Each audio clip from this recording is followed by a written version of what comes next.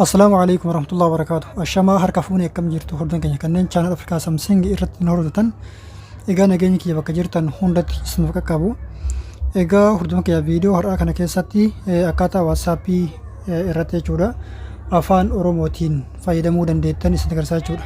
Yeroo kana isin jedhu siitingiilee WhatsApp guutuutti gama afaan Oromoo jijjiirtanii ajajoota warri WhatsApp isin ajajanii fi tajaajila WhatsApp irratti kennamu hunda isaa afaan Oromootiin akkaataa isin itti fayyadamuu dandeettan jechuudha.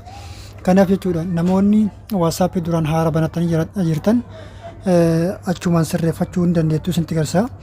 Kanneen ammoo haara banachuudhaaf deemtan WhatsApp keessan irra tokko ni galtu. Sana booda haala kanatti afaan Ingiliffaatiin jira.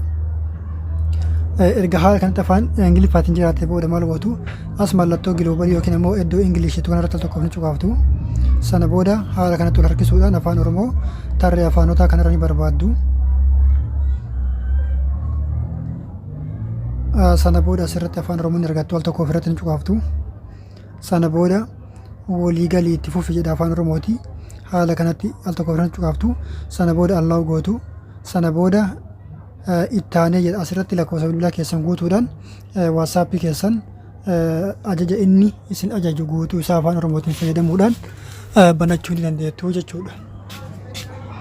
Egaa kanneen WhatsApp duraan banattanii yookiin ammoo already qabdan jechuudha WhatsApp banattanii fayyadamaa jirtan maal gootu WhatsApp keessanirra ni galtu.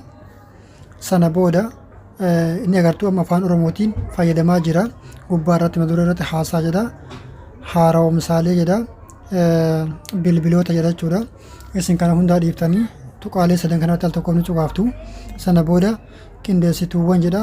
Qindeessituuwwan jechuun isa duraan siitingii jedhu sana al tokko ofirratti ni cuqaaftu. Sana booda asirratti afaan appilikeeshinii jedha. Al tokko ofirratti ni cuqaaftu. Isa afaan Ingiliffaatiin laanguweej jedhu sana jechuudha.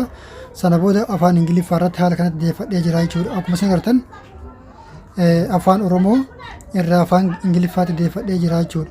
Isin yoo barbaadan ammoo fuula kanarra asirra dhufuudhaan isinitti agarsiisa deebi'ee tuqaalee sadan kanatti ni cuqaaftu. Siitingis jedha.